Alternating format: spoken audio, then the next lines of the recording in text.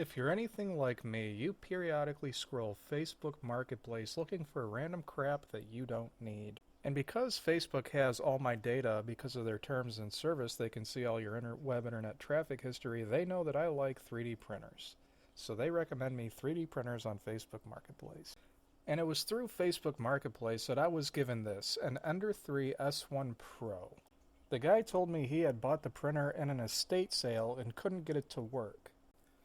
With about a few hours of work, I was actually able to get the printer working really well, which is awesome because looking at Amazon, this is a $340 printer, at least the new version. The old version, which is what I have, is much slower compared to the new version. And that got me thinking, how well does this old Ender 3 that I got for free off Facebook Marketplace compare to some other newer style printers? Specifically, the Adventurer FlashForge 5M, which you can get for $280 on Amazon. I recommend this printer as the go-to for anybody who's a beginner looking to first get started in 3D printing. And I also wondered how well it would compare to the top-of-the-line printer that's out today, the Bamboo X1C Carbon, with the AMS bundle for a whopping $1,500 USD. I threw a new lure mold that I've been working on into Orca Slicer and sliced it with my standard Adventurer 5M slicer settings to see how long it would take.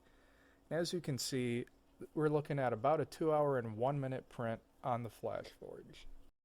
Hopping over to the Bamboo Studio, we can see it'll take the Bamboo X1C an hour and 59 minutes to print the exact same model.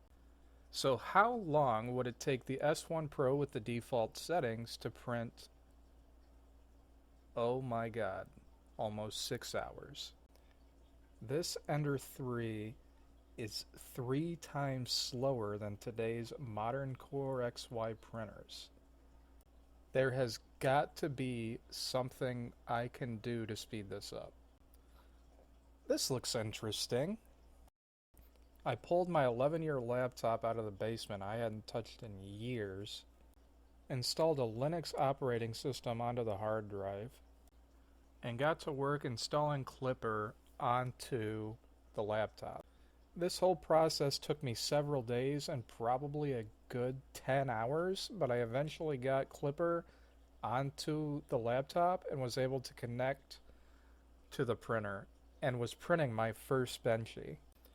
And when it was done, it looked like crap, but was faster than what was advertised on Amazon's website for the old one.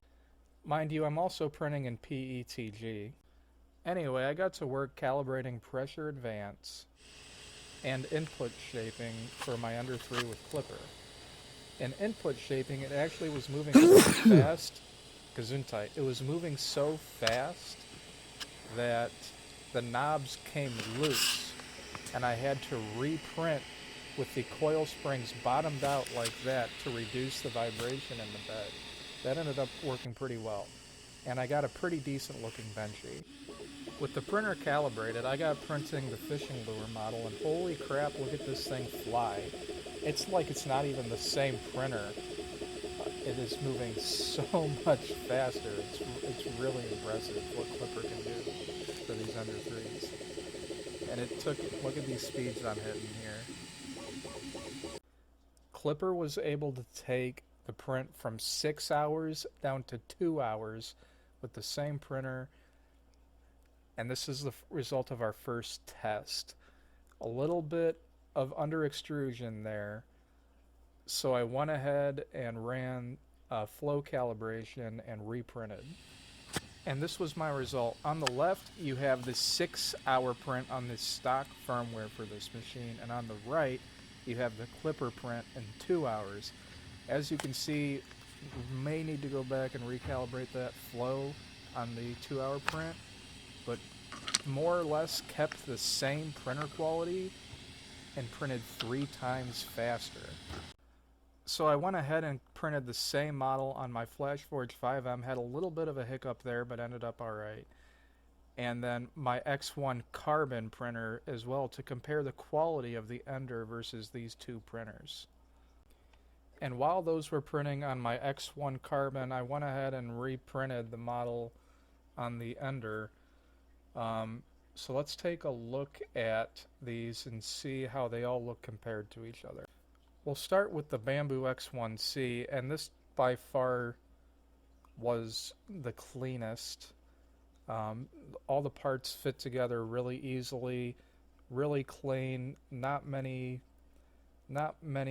imperfections to be spotted, but that's what I expect on a printer that is that expensive. And this was no calibration, just loading the model into the slicer and hitting print. Let's take a look at the FlashForge and see how these turned out. Had a little bit of lifting up off the bed. That's not exactly typical of that printer in my experience, but it did happen, and I'm going to show you the results. I normally print PETG on an 80-degree hotbed, but the default is 70, and that's what I print this at. But when you look at the surface quality against the Bamboo, they're very comparable. Maybe a little bit of under extrusion there on that face, but other than that, on the FlashForge, very, very nice. So overall, could have printed better, but still resulted in a totally usable part first try. Minus the one clamp not printing off the bed, but let's take a look at these under 3 pieces now. So the under 3 pieces came out looking really well. Maybe a little bit of Z banding, and I found this when I was looking at the printer while the other pieces were printing on the FlashForge and the Bamboo. And what was causing this was the whole Z axis of the machine, that aluminum channel was loose, and these screws were loose when I went and did all my calibration prints on this printer. So I tightened those up, and now it's rock solid. What do you expect off a free machine from Facebook, I guess, right? Had a little bit of over extrusion on the face here. Nothing too crazy. Could be cleaned up with a file. Just need to recalibrate that flow. Also need to recalibrate the input shaping on the Ender 3, because after I tightened it up, I got a little bit of banding there. Not banding, ghosting in the print there. Nothing terrible. And I still had the same over extrusion on the face. Again, nothing crazy, but I would consider these prints very comparable to the FlashForge 5M print quality. I don't think they'll ever get to the Bamboo level print quality at this speed, but with a little bit more fine tuning, I think it could definitely rival the FlashForge, which is good enough for me. Now, that one clamp on the FlashForge didn't print. I've actually got it printing on the Ender as I'm doing this video, and it's printing out great.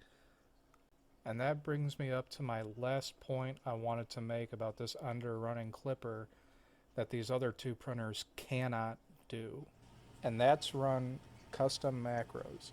So one of the macros I found was called KAMP, which has what's called adaptive meshing and adaptive line purge. And what that does is allow the startup sequence of the printer to go a lot faster. So it'll do its regular homing moves, as you're seeing here. It's doing the Z-axis home right now. Touch off the bed. And then what it's going to do is go only level the bed in the area it's about to print, which you'll see here. So it's going to do a 3x3 grid only in the area of the print that you're about to perform. And I would speed this up, but I want you to see how much faster it is to do that on a small print like this than to do a whole bed level sequence like you might do on the Bamboo or the FlashForge that don't have the ability to do this. So just like that, it's leveled the bed in that area, and now it's laying down a purge line, which is also going to be a thinner, a shorter purge line than you would have on the standard G-code startup of the Bamboo, and then there you're off and going. And as we can see, it's laying down a really nice first layer. And in case you're wondering how well just leveling it in that one particular area is doing, in Klipper you can also see the mesh that's outputted from when the sensor is reading off the bed to level it. So this is the output mesh of what it just did, and as you can see, the bed's not even close to being level. If I hover my cursor on the laptop over the highest and lowest points, you get a, what was that, 6.5 to, call it 3.3 millimeter. So you're at like nearly a millimeter just in that one area that it's not level, from the highest viewpoint to the lowest viewpoint. And it just laid down a perfect first layer. That's how non-level that bed is there, and how much that adaptive meshing is working there. And the other thing I want to say about Klipper, with all these macros and things you can do with Klipper, is you're going to be running a lot of calibration prints to make sure that your printer is printing how it's supposed to. And that's just something you don't really need to do with the Bamboo or the Adventurer 5M. So to answer the original question of how well does an Ender 3 that I got for free off Facebook Marketplace stand up to today's high-performing Core XY printers? In summary, pretty well if you're willing to put the work in to do the calibrations and the things with the software that you need to do in order to get it to perform on that level. And then it becomes a question of how much do you value your time and money. There's some people that have all the money in the world and could just go out and buy a $1,500 Bamboo lab, and then they don't have to spend any time calibrating the thing. It's just going to work and it's going to print great every single time. And then there's other people that maybe only have $50, $100 to spend on a printer, and maybe have an old 10-15-year-old laptop that they can throw Linux on and do all these things and get it to print well. And the other thing I'll say is, when I go over all the time it took me to install Linux on this old laptop, get Klipper running, do all the calibration prints, I probably have about 20 hours invested in getting this printer to print about on par with the Adventurer FlashForge 5M, which is about a $300 printer. So if you consider the $280 price on Amazon for that printer and the time it took me to do that, it's about $14 an hour I've saved in, going through and doing that to this Ender 3 than comparing to buying the FlashForge. So it really comes down to what works best for you. Do you want to get a cheap printer and spend all that time getting it to work well? Or do you want to get something that's just going to work out of the box when it's going to cost you a little bit more money? So in summary, one of these old Ender 3s has the potential to work about as well as what I would consider the best dollar for dollar value printer on the market, being the FlashForge 5M. You're going to spend a lot of time playing with it to get it there, but once you get it there, you'll be happy with the results. As always, this is 3dprintandmolds.com. I 3D print fishing lure molds for soft plastic lures. If you're interested in that, you can check out my website at www.3dprintandmolds.com.